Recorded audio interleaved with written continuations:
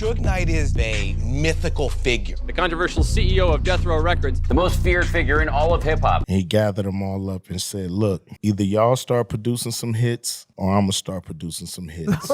Big U might be one of the most talked about men in LA right now, and not in a good way. The streets are buzzing with serious claims flying his way. People are saying he's not just involved in gang life, but that he's running it like a full-blown mafia boss. From allegedly extorting rappers left and right to whispers that he might have had something to do with Nipsey Hussle's death, it's getting real messy out here. And with all this smoke, folks are asking the big question, is someone finally checking Big U? Is some higher force stepping in? Because with all the secrets spilling out, it's like the walls are closing in fast. No doubt, Big U runs the streets heavy. He's been calling shots as the head of the Rollin' 60 Crips. But some can't help but think, what if he and Suge Knight had clashed?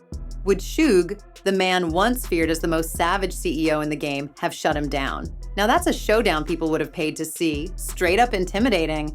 Big U once dropped a bold claim in an interview.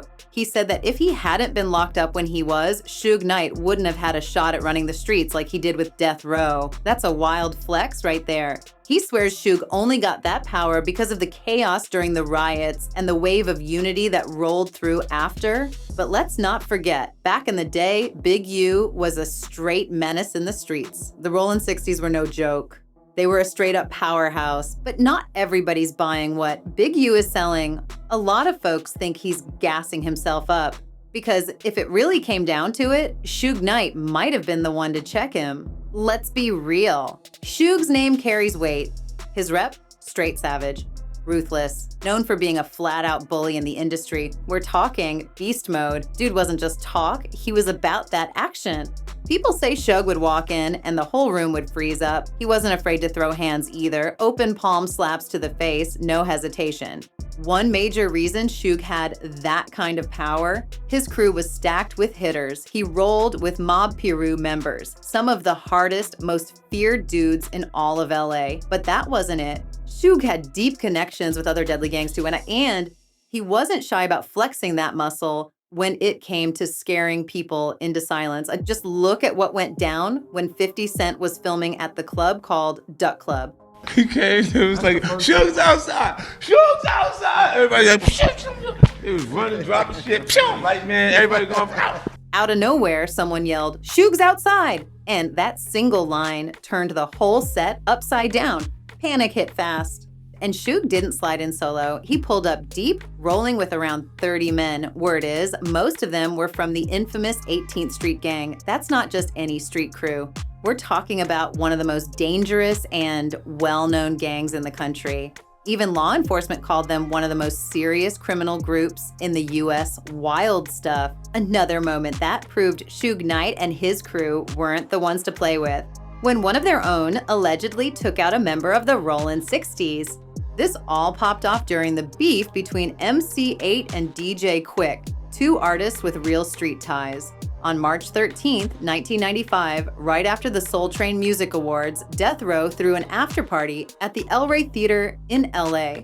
What was supposed to be a night of celebration turned into pure chaos.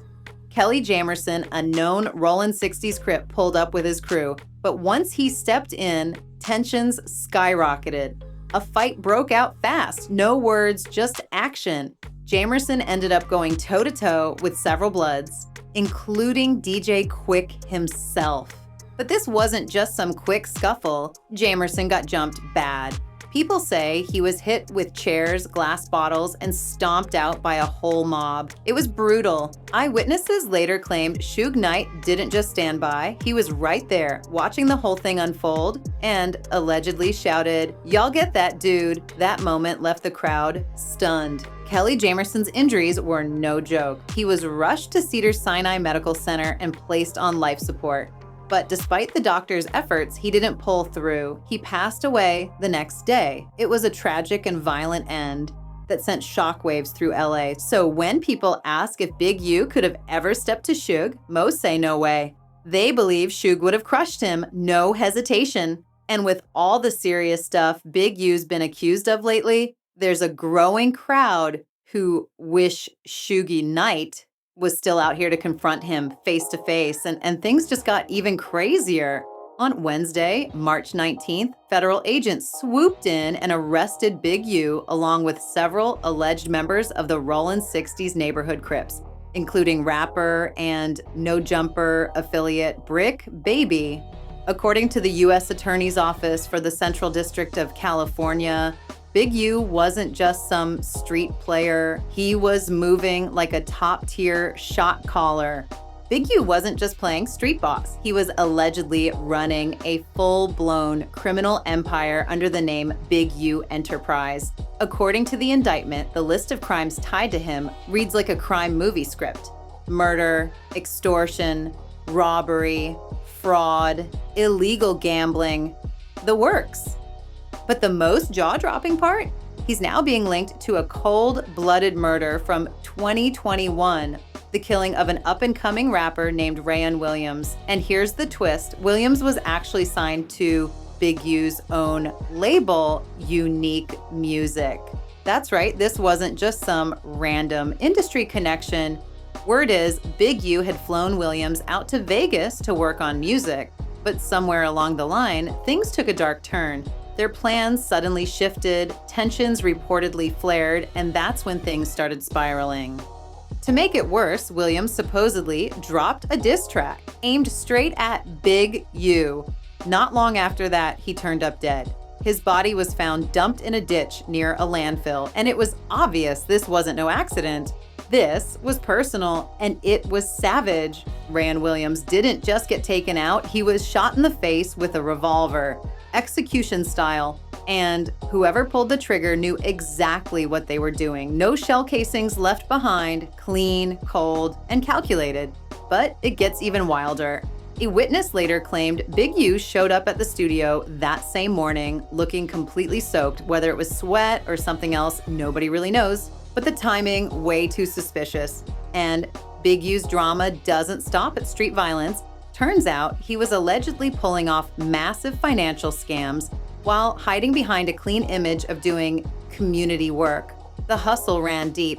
Here's where it hits hard. NBA legends Draymond Green and Shaquille O'Neal got caught in the mix. Both of them, thinking they were giving back, donated $20,000 each to Big U's nonprofit Developing Options. The mission sounded solid, help at-risk youth in LA, but now people are wondering if they unknowingly funded something way darker. The money was supposed to fund real programs to keep kids off the streets, give them better options, and actually change lives. But that's not what went down. According to prosecutors, Big U wasn't using that cash for the community. He was stacking it for himself, and it doesn't stop there. His nonprofit Developing Options was locked in tight with LA's Gang Reduction and Youth Development GRYD program, a major city initiative built to steer young people away from gang life. The city trusted them heavily. From 2018 to 2023, LA handed over a whopping $2.35 million to support their mission.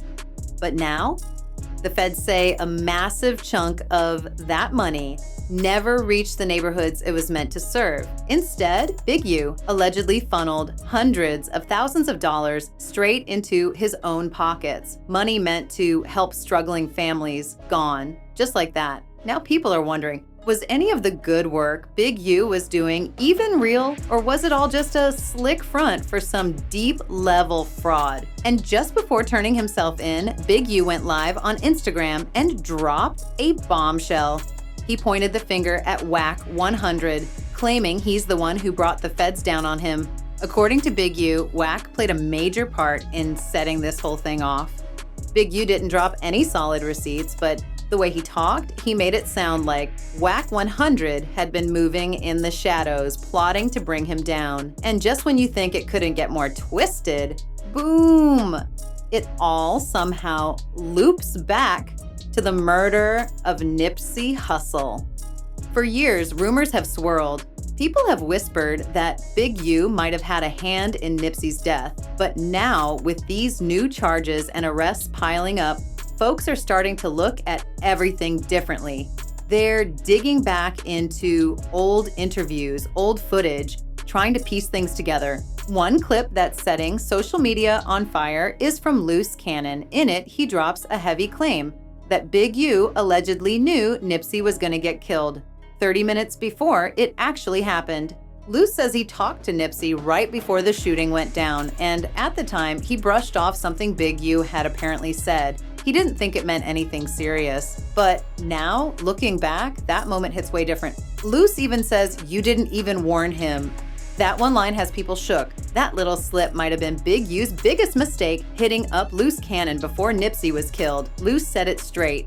He got killed. Yep, I got it all. When asked if Big U called him too early, Loose didn't hesitate. Yep, he hit me a little bit too early. That timing, way too suspicious.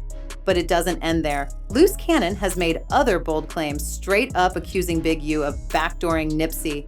And now another video is making rounds. In it, Nipsey himself appears to be warning other Rollin' 60s members, telling them to keep their distance from Big U and his crew. That moment hits different now. Like maybe Nip knew something the rest of us didn't.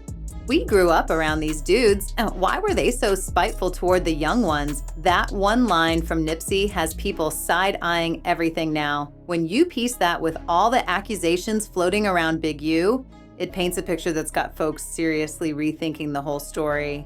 Big U didn't show up to Nipsey's funeral. That silence said a lot, and it had people talking nonstop. Let me know your thoughts, and then go ahead and check out this next video.